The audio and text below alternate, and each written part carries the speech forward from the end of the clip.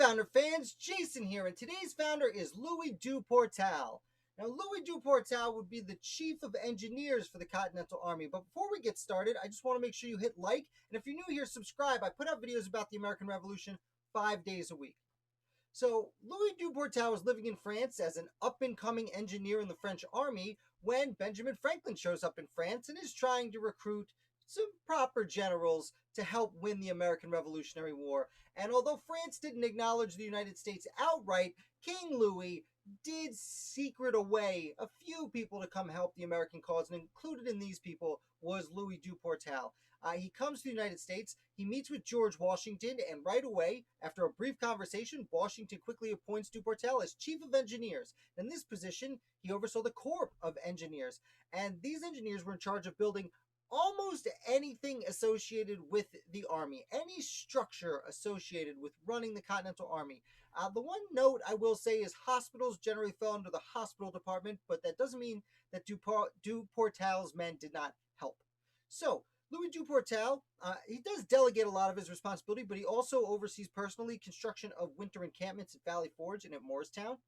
And furthermore, he goes down to Charleston, South Carolina, where he assists in preparing the defenses for the British siege of Charleston. Now, unfortunately, Charleston does get captured, and with it, Louis Duportail and many Americans were brought as prisoners of the British. Fortunately for Duportail, for several reasons, he was able to secure his release fairly quickly and rejoined the Continental Army, and George Washington kept his position open. He again becomes the Chief of Engineers, and during this time, he is in charge of constructing the siege equipment during the Battle of Yorktown. And of course, Yorktown ended up being a victory, a very important victory that secured, essentially, the American Revolutionary War for the Patriots. Now, Louis Duportail does stay around until the British evacuate New York City and it's all said and done.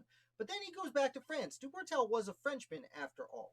He goes back to France and he's there when the French Revolution breaks out. And having fought for a republic before, Duportail actually does support the French Revolution at first. In fact, he's named as the first Minister of War for the revolutionaries in France. Then the Reign of Terror breaks out, and Duportail says, hey, I'm pretty rich. They might come for my head. So he ends up fleeing France and coming back to the United States, and he actually buys a farm in Pennsylvania, just outside of Valley Forge, where he had camped decades before. After another decade goes by, well, Napoleon comes to power, and things look a little safer for some of the former American revolutionaries who want to return home for France. And at this point, Louis Duportail does get on a boat to sail back home from France, and sadly, he gets sick on the trip and passes away on the ship. So he dies on the Atlantic Ocean, far away from either country and either continent that he had once called his home.